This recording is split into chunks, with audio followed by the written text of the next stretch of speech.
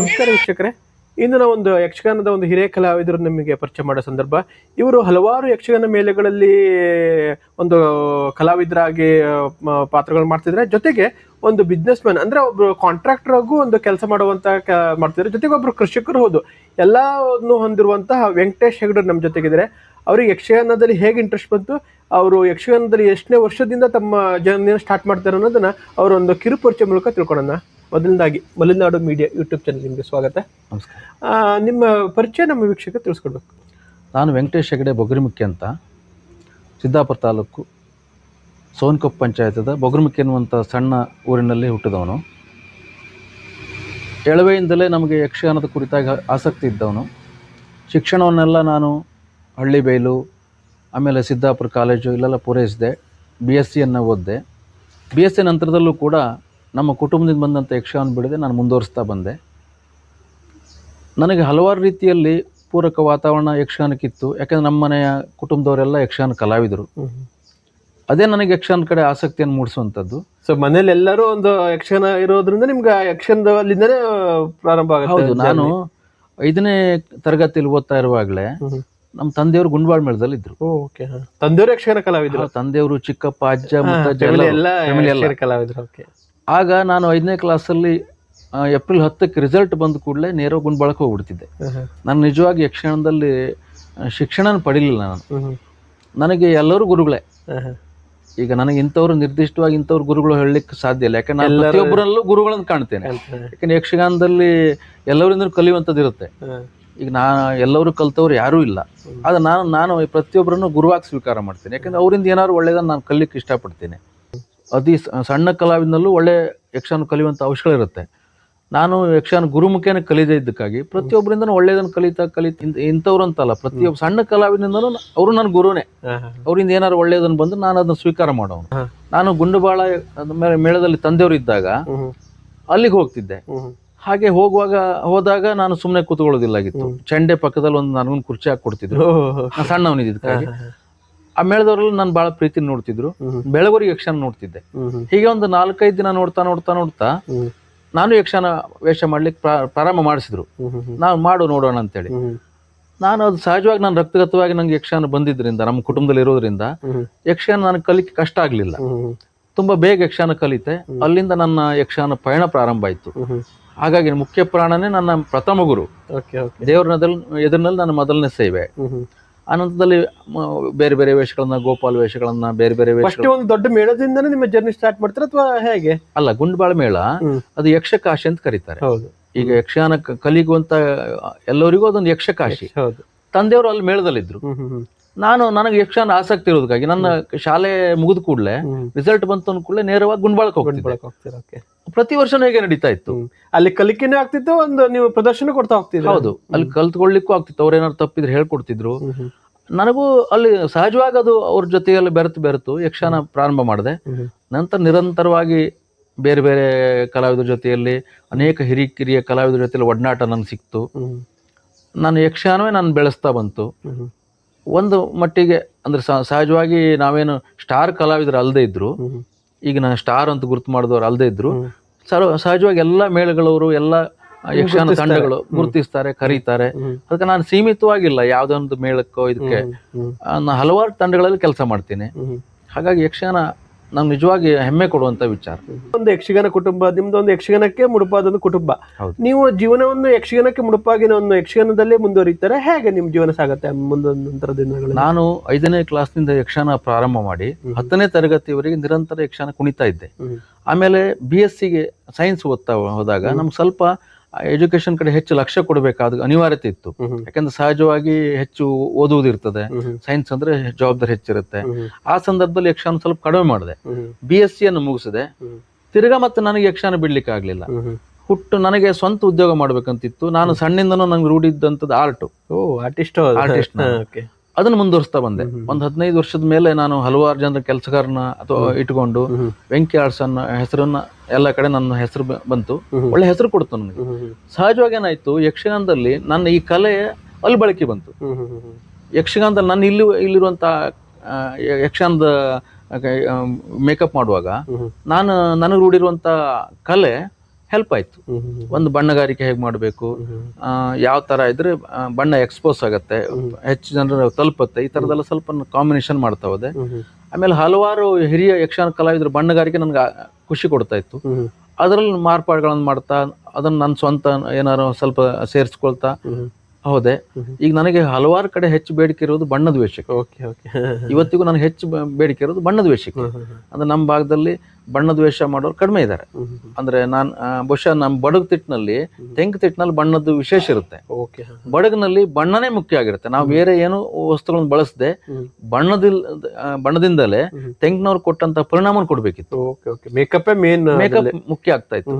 ಮತ್ತು ಯಕ್ಷಗಾನದಲ್ಲಿ 50% ಬಣ್ಣಗಾರಿಕೆಯಲ್ಲಿ ಗೆಲ್ತದೆ, ಆಮೇಲೆ 50 ಅವರವರ ನರ್ತನ, ಅಭಿನಯ, ಮಾತುಗಾರಿಕೆಯಲ್ಲಿ ಗೆಲ್ತದೆ. ಹಾಗಾಗಿ ಈಗ ನನಗೆ ನಿಜವಾಗಿ ಸ್ವಲ್ಪ ಪ್ಲಸ್ ಪಾಯಿಂಟ್ ಅಂದ್ರೆ ಮೇಕಪ್. ಹಲವಾರು ಜನ ಖುಷಿ ಪಡ್ತಾರೆ.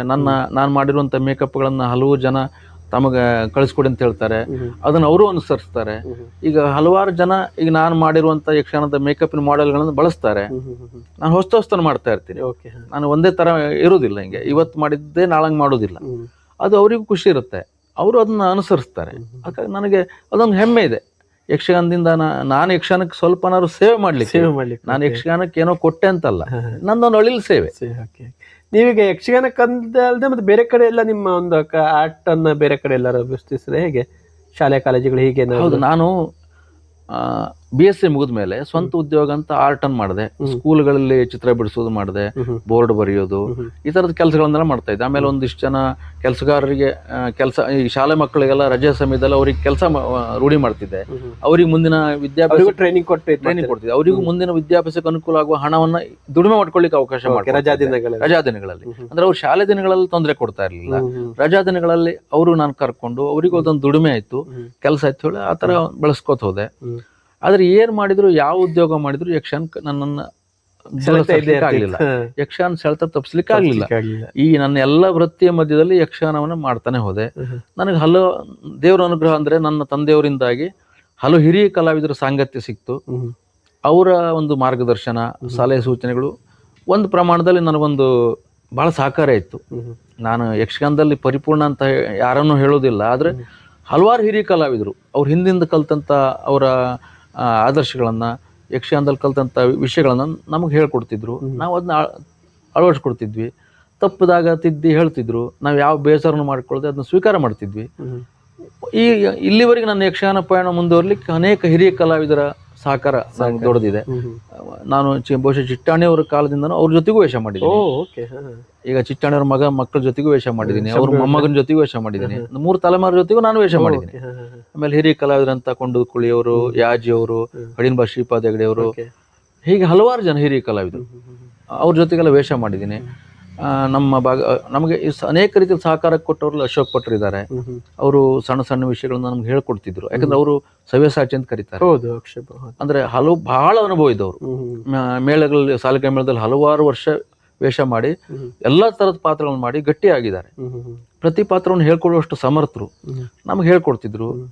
ಅನೇಕರು ಕುಮಟಾ ಗೋವಿಂದ ನಾಯ್ಕರ ಜೊತೆಗೂ ವೇಷ ಮಾಡಿದ್ದೆ ಸಣ್ಣ ಇರುವಾಗ. ಗಣಪತಿ ನಾಯ್ಕರ ಜೊತೆಗೂ ವೇಷ ಮಾಡಿದ್ದೆ. ಅವರೆಲ್ಲ ನಮ್ಗೆ ಬಹಳ ಮಾರ್ಗದರ್ಶನ ಕೊಡ್ತಿದ್ರು.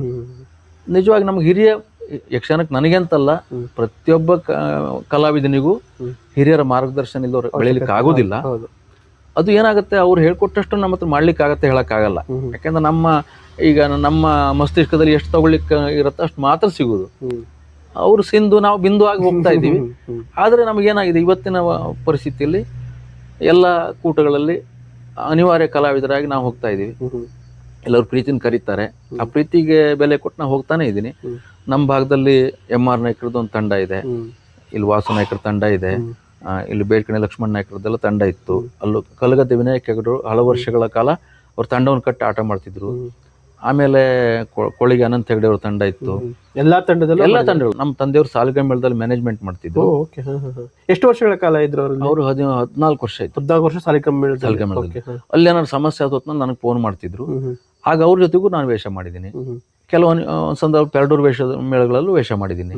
ಅಂದ್ರೆ ಹಲವು ತಂಡಗಳು ನನ್ನ ಕರೆದಿದ್ದಾವೆ, ವೇಷ ಕೊಟ್ಟಿದ್ದಾರೆ, ಮಾಡಿದ್ದೀನಿ. ನಾನೇನಂದ್ರೆ ದೊಡ್ಡ ಕಲಾವಿದ್ರ ಜೊತೆಲಿ ಸಣ್ಣ ವೇಷ ಆದ್ರೂ ಅಡ್ಡಿಲ್ಲ, ಸಣ್ಣ ಕಲಾವಿದ್ರ ಜೊತೆ ದೊಡ್ಡ ವೇಷ, ಎಲ್ಲದಕ್ಕೂ ಸೆಟ್ ಹಾಕೊಂಡು.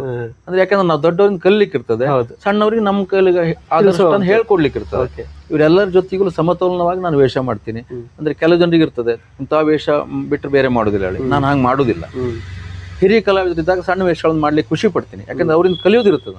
ಒಂದು ಹೇಳಲಿಕ್ಕೆ ಹೋದ್ರೆ ಭಾಳ ಆಗುತ್ತೆ. ನಾಟ್ಯಶ್ರೀ ಕಲಾ ತಂಡ ಶಿವಮೊಗ್ಗದವರು, ಕುಮಟಾದ ಅನೇಕ ತಂಡಗಳು, ಸಿರ್ಸಿ ತಂಡಗಳು, ಸಾಗರ ತಂಡ, ಎಲ್ಲಾ ತಂಡಗಳಲ್ಲಿ ನನಗೇನಾಗಿದೆ ಅಂದ್ರೆ ನಾನು ಯಾರಿಗೆ ಮೊದಲು ಮಾತು ಕೊಡ್ತೀನ ಆ ಯಕ್ಷಗಾನಕ್ಕೆ ಮೊದಲು ಹೋಗ್ತೀನಿ. ನಾನು ಹೇಳೋದೇ ಹಾಗೆ, ನಾನು ಮಾತು ತಪ್ಪಿಸೋದಿಲ್ಲ. ಯಾರಿಗೆ ಮಾತು ಬರ್ತೇನೆ ಅಂತ ಮಾತು ಕೊಟ್ಟಿರ್ತೀನಿ ಆ ತಂಡಕ್ಕೆ ಹೋಗಿ ವೇಷ ಮಾಡ್ತೀನಿ. ಅದು ಅವರಿಗೆ ನನ್ನ ಮೇಲೆ ಒಂದು ವಿಶೇಷ ನಂಬಿಕೆ ಇದೆ. ನಾನು ಸಂಘಟಕರಿಗೆ ನನ್ನ ಬಗ್ಗೆ ಒಂದು ವಿಶ್ವಾಸ ಅಂದ್ರೆ ಆಡಿದ ಮಾತು ತಪ್ಪುದಿಲ್ಲ, ಸಂಘಟಕರಿಗೆ ತೊಂದರೆ ಆಗೋಂಗೆ ನಡ್ಕೊಳ್ಳೋದಿಲ್ಲ. ಇದೆಲ್ಲದಿಂದ ಹೆಚ್ಚು ಅವಕಾಶಗಳು ನಮ್ಗೆ ಬರ್ತಾವೆ. ಬಟ್ ನೀವು ಒಂದು ಕಾಂಟ್ರಾಕ್ಟರ್ ಆಗೋ ನೀವು ಒಂದು ಜೀವನ ನಡೆಸ್ತಿದ್ರ, ಒಂದು ಬಿಸ್ನೆಸ್ ಫೀಲ್ಡ್ ಅಲ್ಲೂ ನೀವು ಇದ್ದೀರಾ ಅಂತ ಕೇಳ್ಪಟ್ಟೆ, ಅದ್ರ ಬಗ್ಗೆ ಹೇಳ್ಬೋದಾ? ನಾನು ವೆಂಕಿ ಆರ್ಟ್ಸ್ ಅಂತೇಳಿ 15 ವರ್ಷಗಳ ಕಾಲ ಕೆಲಸ ಮಾಡಿದ ನಂತರ ಅಚಾನಕ್ ಆಗಿ ಒಂದು ಕಾಮಗಾರಿಯನ್ನು ಮಾಡುವಂತ ಅವಕಾಶ ಸಿಕ್ತು ನಮ್ಮ ಶಾಲೆಯಲ್ಲಿ. ಅದರಲ್ಲಿ ಕೆಲವು ನ್ಯೂನತೆಗಳಿದ್ದಾನೆ ಇಂಜಿನಿಯರ್ಗಳಿಗೆ ನಾನು ಹೇಳಿದೆ. ಯಾಕೆ ನಾನು BSc ಓದ್ರಿಂದ ನನಗದೊಂದು ಸುಲಭವಾಗಿ ಅರ್ಥ ಆಗ್ತದೆ. ಆಗ ಇಂಜಿನಿಯರ್ ಹೇಳಿದ್ರು, ಈಗ ಎಂತೆಂಥವ್ರೆಲ್ಲ ತಿಳುವಳಿಕೆ ಇಲ್ದವರೆಲ್ಲ ಕಾಂಟ್ಯಾಕ್ಟ್ ಮಾಡ್ತಾ ಇದ್ದಾರೆ, ನಿಮ್ಮಂತವ್ರು ಕಾಂಟ್ಯಾಕ್ಟ್ ಆಗಿರ್ಬೇಕು, ನಿಮ್ಮಂತವ್ರು ಬಂದ್ರೆ ಒಂದು ಒಳ್ಳೆ ಕೆಲಸ ಆಗತ್ತೆ ಹೇಳಿ ಅವರೇ ಪ್ರೋತ್ಸಾಹ ಕೊಟ್ಟು ನಾನು ಲೈಸೆನ್ಸ್ ಮಾಡಿಸಿದ್ರು. ಇಂಜಿನಿಯರೇ ನಾನು ಲೈಸೆನ್ಸ್ ಮಾಡಿ ಕಾಂಟ್ರಾಕ್ಟ್ ಗೌರ್ಮೆಂಟ್ ಬಿಲ್ಡಿಂಗ್ ಗಳನ್ನ ಮಾಡ್ತಾ ಹೋದೆ. PWD ZP ವರ್ಕ್ಗಳನ್ನ, ಪಂಚಾಯತ್ ವರ್ಕ್ಗಳನ್ನೆಲ್ಲ ಮಾಡ್ತಾ ಹೋದೆ. ಅದು ನನ್ನ ಬದುಕಿನ ಭಾಗವಾಗಿ ಸ್ವೀಕಾರ ಮಾಡಿದೆ. ಯಾಕಂದ್ರೆ ಮನುಷ್ಯನಿಗೆ ದುಡಿಮೆ ಅವಶ್ಯಕತೆ ಇದೆ. ಯಕ್ಷಗಾನದಿಂದ ಈಗೀಗ ಸ್ವಲ್ಪ ಹೆಚ್ಚಿನ ದುಡಿಮೆ ಸಿಗತ್ತೆ, ಬಿಟ್ರೆ ಮೊದಲೆಲ್ಲ ಕಷ್ಟ ಇತ್ತು. ಆ ಟೈಮ್ನಲ್ಲಿ ನಾನು ಕಾಂಟ್ರಾಕ್ಟ್ ಅನ್ನು ಮಾಡ್ತಿದ್ದೆ, ಯಕ್ಷಗಾನಕ್ಕೂ ಹೋಗ್ತಿದ್ದೆ. ಬಹಳ ಕಷ್ಟ ಆಗ್ತಿತ್ತು, ಯಾಕಂದ್ರೆ ಹಗಲೊತ್ತು ಕೆಲಸ ನೋಡ್ಕೊಂಡು ಆಮೇಲೆ ರಾತ್ರಿ ನಿದ್ರೆ ಇದ್ದೇನೆ, ಮತ್ತೆ ಆಟಕ್ಕೆ ಹೋಗೋದು, ಅಲ್ಲಿ ವೇಷ ಮುಗಿಸ್ಕೊಳ್ಳೋದು, ಮತ್ತೆ ಬರೋದು, ಮತ್ತೆ ಕೆಲಸ ಸೊಸೈಟಿ ಹೋಗೋದು, ಬಹಳ ಕಷ್ಟ ಆಗ್ತಿತ್ತು. ಅನೇಕ ಬಾರಿ ಒಂದು 5 ನಿಮಿಷ ಲೇಟ್ ಆಗಿದ ಕಾರಣಕ್ಕೆ ನನಗೆ ಹೆದರಿಕೆ ಆಗ್ತಿತ್ತು, ನಾನು ಲೇಟ್ ಮಾಡ್ಕೊಬಿಟ್ನಲ್ಲ ಹೇಳಿ. ಅದು ಎಲ್ಲರೂ ನನ್ನ ಪರಿಸ್ಥಿತಿ ಗೊತ್ತಿದ್ದರಿಂದ ಸಪೋರ್ಟ್ ಮಾಡ್ತಾ ಇದ್ರು. ಅಲ್ಲ, ನಾನು ಹೆಚ್ಚಾಗಿ ಲೇಟಾಗಿ ಹೋಗಿರೋದು ಕಡಿಮೆ. ಒಂದ್ಸಲ ಹಾಗೆ ಆಯ್ತು, ಯಕ್ಷಗಾನಕ್ಕೆ ಹೋಗುವಾಗ ಏನೋ ಸ್ವಲ್ಪ ಈ ಕೆಲಸದ ಒತ್ತಡದಿಂದ ಗಡ್ಬಡಿ ಆಯ್ತು, ವೇಗವಾಗಿ ಹೊರಟೆ, ಬೈಕ್ ಸ್ಕಿಡ್ ಆಯ್ತು, ಬಿದ್ದೆ, ಕಾಲಿಗೆ ಏಟಾಯ್ತು. ಅದು ನನಗೆ ಏನಾಯ್ತು, ಕೆಲವು ಸಂಘಟನೆಗೆ ತೊಂದರೆ ಆಗತ್ತೆ, ಒಂದೇ ನನ್ನ ಗುರಿ. ಆ ಏಟಿನ ಮಧ್ಯದಲ್ಲೂ ಯಕ್ಷಗಾನ ಜಾಗಕ್ಕೆ ಮಾಡ್ಬಿಡ್ತೀರಾ? ಮಾಡಿದೆ, ಯಕ್ಷಗಾನ ಮಾಡಿದೆ. ಅವರೇ ಹೇಳ್ಕೊಂಡ್ರು, ಈ ತರ ಪೆಟ್ಟಾಗಿದೆ, ಯಕ್ಷಗಾನ ಕುಣಿದಿಯಲ್ಲ ಮಾರಾಯ ಅಂತ ಹೇಳಿದ್ರು. ನಾನು ಅವ್ರಿಗೆ ಹೇಳಿದೆ, ಈಗ ಯಕ್ಷಗಾನಕ್ಕೆ ನೀವು ಮೊದಲೇ ಗೊತ್ತಿದ್ರೆ ಬೇರೆಯವ್ರನ್ನ ತಗೊಳ್ಬೋದಿತ್ತು. ಅದು ನೀವು ನಾನು ಬರ್ತೀನಿ ನಂಬಿಕೆಯಿಂದ ನಾನು ಕರೆದಿದ್ರಿ, ಬೇರೆಯವ್ರಿಗೆ ಹೇಳಲಿಲ್ಲ. ನಾನು ಬರದೇ ಇದ್ರೆ ನಿಮ್ಗೆ ಸಮಸ್ಯೆ ಆಗ್ಬಾರ್ದು, ಒಂದೇ ಕಾರಣಕ್ಕೆ ನಾ ಬಂದೆ ಅಂತ ಹೇಳಿ. ಯಕ್ಷಗಾನದಲ್ಲಿ ಇಷ್ಟೊಂದು ವರ್ಷಗಳ ಕಾಲ ಇದ್ದೀರಾ, ನಿಮ್ಮ ಒಂದು ತಂದೆ ಕಾಲದಲ್ಲಿ ಯಕ್ಷಗಾನ ಒಂದು ಚಿಕ್ಕ ಏಜ್ ಅಂದ್ರೆ ಯಕ್ಷಗಾನ ಮಾಡ್ಕೊಂತ ಬರ್ತಿದ್ದೀರಾ. ನಿಮ್ಗೆ ಹಲವಾರು ಸಂಘ ಸಂಸ್ಥೆಗಳು ನಿಮ್ಮನ್ನು ಸನ್ಮಾನಿಸಿದೆ. ಅದು ನೆನಪಿದ್ದಷ್ಟು ಕೆಲವೊಂದಿಷ್ಟು ನೀವು ನಮ್ಮ ವೀಕ್ಷಕರು ತಿಳಿಸ್ಬೋದಾ? ಹೌದು, ನಾನು ಕೇರಳ ಸರ ಆಂಜನೇಯ ಯಕ್ಷಗಾನ ಮಂಡಳಿಯಲ್ಲಿ ಯಕ್ಷಗಾನ ವೇಷ ಮಾಡ್ತಾ ಇದ್ದೆ. ಅವರು ನಿರಂತರ ಹಲವು ವರ್ಷಗಳ ಕಾಲ ಅವರು ಮೇಳದಲ್ಲಿ ವೇಷ ಮಾಡಿದೆ. ಯಕ್ಷರಾಜ ಪ್ರಶಸ್ತಿಯನ್ನು ಕೊಟ್ಟರು. ಆಮೇಲೆ ಕಳೆದ ವರ್ಷದಲ್ಲಿ ಹೈದರಾಬಾದ್ನಲ್ಲಿ ಒಂದು ಸನ್ಮಾನ ಆಯಿತು. ಇನ್ನು ಬೆಟ್ಟಕೊಪ್ಪ ಇದರಲ್ಲಿ ನನಗೆ ಸನ್ಮಾನ ಮಾಡಿದರು. ಹೆಚ್ಚು ಕಡಿಮೆ ಒಂದು 6-8 ಸನ್ಮಾನಗಳು ಆಗಿದೆ.